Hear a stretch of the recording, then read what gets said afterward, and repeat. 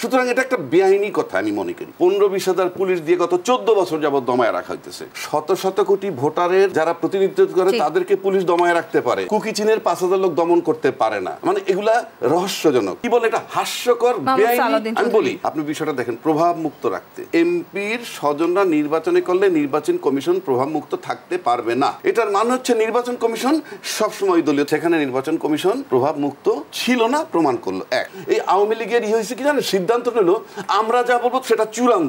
কি আপনার কাছে আসি যে দলের ক্ষতি হওয়ার কথা মাহমুদ সালাউদ্দিন চৌধুরী বলছিলেন, তার মানে আওয়ামী লীগ কি যথেষ্ট সচেতন যে এই কারণে তাদের দলের ক্ষতি হচ্ছে, কারণেই তারা আত্মীয় স্বজনদেরকে সরে যেতে বলেছেন? না, এমন কোনো বক্তব্য যেটা আমি দেখছি যে আজকের পত্রিকায় আসছে, এটা বলছে নির্দেশ অমান্যকারীদের বহিষ্কার করতে পারে আওয়ামী লীগ। নির্দেশটা কি? আসন্ন উপজেলা নির্বাচনকে প্রভাব মুক্ত রাখতে। আপনি বিষয়টা দেখেন, প্রভাব মুক্ত রাখতে আওয়ামী লীগ প্রধান গত বৃহস্পতিবার উপজেলা পরিষদ নির্বাচনে মন্ত্রী এমপির স্বজনদের প্রার্থী না হবার নির্দেশ দেন।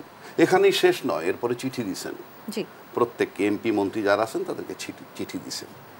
এবং দলীয় প্রার্থী মানে উপজেলা পরিষদের যে এখন যে দফার নির্বাচনটা হবে তাতে প্রার্থীরা প্রত্যাহারের দিন লাস্ট গেল গতকালকে। এবং এই গতকালকে যারা প্রত্যাহার করেননি তাদের মধ্যে আছে ডক্টর আব্দুর রাজ্জাকের খালাতো ভাই কি হারুন রশিদ হীরা, শাহজাহান সাহেবের ছেলে আছে আসিফুর রহমান খান। না, এখন আমার আমি বলি না, আপনি বলছেন আমি বলিনি, আমি আপনার সাথে দ্বিমত করছি না। এখন প্রশ্ন হচ্ছে একটা বিষয় কিন্তু এখানে পরিষ্কার করে দিয়েছেন, অর্থাৎ মন্ত্রী এমপির স্বজনরা নির্বাচনে করলে নির্বাচন কমিশন প্রভাবমুক্ত থাকতে পারবে না, পরিষ্কার। যেহেতু বলা হয়েছে প্রভাবমুক্ত রাখার জন্য, এটার মানে হচ্ছে নির্বাচন কমিশন সবসময় দলীয়। তার মানে এর আগে যে নির্বাচন হয়েছে দ্বাদশ সংসদ নির্বাচন, সেখানে নির্বাচন কমিশন প্রভাব মুক্ত ছিল না, প্রমাণ করলো। এক।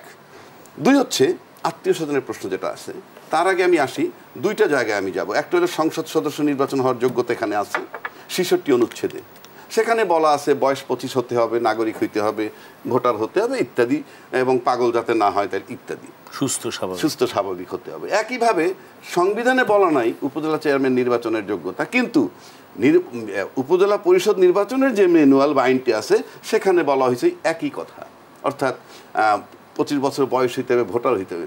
আত্মীয় স্বজন প্রসঙ্গই নাই, এখানে দেশের নাগরিকের কথা। সুতরাং এটা একটা বেআইনি কথা আমি মনে করি। কেন বেআইনি বলি, আসলে ক্ষমতাসীন সরকার এমন একটা জায়গায় গেছে যেহেতু প্রতিবাদ করার কেউ নাই আছে, মানে যেখানে ধরেন আপনি কোটি কোটি ভোটার নিয়ে একটা দল আছে বিএনপি, কোটি কোটি ভোটার নিয়ে একটা দল আছে আওয়ামী লীগ, এবং সেখানে ক্ষমতাসীন দুইবার ক্ষমতায় ছিল বিএনপি, সেই কোটি কোটি ভোটারের বিএনপির মাত্র 15-20 পুলিশ দিয়ে গত 14 বছর যাবত দমায় রাখা হইতেছে, অথচ আমরা দেখছি কুকি চীনে 5000 লোক দমাইতে পারে না। মানে এই হলো সরকারের কর্মকাণ্ড। সেই দুর্বলতা কি অনেকটা বিএনপিরও নয়? না, আমি দুর্বলতা বলছি না, আপনি কথাটা বোঝার চেষ্টা করেন। শত শত কোটি ভোটারের যারা প্রতিনিধিত্ব করে তাদেরকে পুলিশ দমায় রাখতে পারে, কুকি চীনের 5000 লোক দমন করতে পারে না। মানে এগুলা রহস্যজনক। এখন আসেন যেটা বলছে বহিষ্কার আদেশ, আপনি ধরেন মন্ত্রী এমপি স্বজন, এই খালাতো ভাই, চাচাতো ভাই, মামাতো ভাই, ছেলে মেয়ে তো আছেই, নির্বাচন করা তার নাগরিক অধিকার।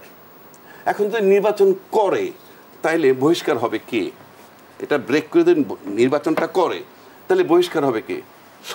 স্বজন বহিষ্কার হবে আওয়ামী লীগের নাকি মন্ত্রী বা এমপি? এক। দুই, স্বজন যদি আওয়ামী লীগের কোনো প্রার্থী না হয়, আওয়ামী লীগের কোনো দলীয় কমিটিতে না থাকে, তাইলে বহিষ্কার হবে কে? 3 নম্বর, আপনার এই দলীয় প্রার্থী মানে স্বজনদের, মন্ত্রী স্বজনদের যারা আত্মীয়, তারা যদি বিএনপি জামাত করে কিংবা অন্য কোনো দল করে, আপনি তাকে আটকাবেন কি করে? এটা জাস্ট একটা কি বলে, এটা হাস্যকর, বেআইনি। আমি বলি এই আওয়ামী লীগের হয়েছে কি জানেন, সিদ্ধান্ত নিল আমরা যা বলবো সেটা চূড়ান্ত। কেন আপনি দেখেন দ্বাদশ সংসদ নির্বাচনে দলীয় বিধান ছিল যে যাকে নমিনেশন দেওয়া হবে তার বাইরে কেউ নির্বাচন করতে পারবে, তার দলীয় গঠনতন্ত্রে আছে, মানে নাই সেটা। আবার এখানে বলতেছে স্বজনরা পারবে না, টোটালটা বেআইনি। মানে আমি বলছি যে এই ক্ষমতাসীন সরকার কাজগুলো সব বেআইনি।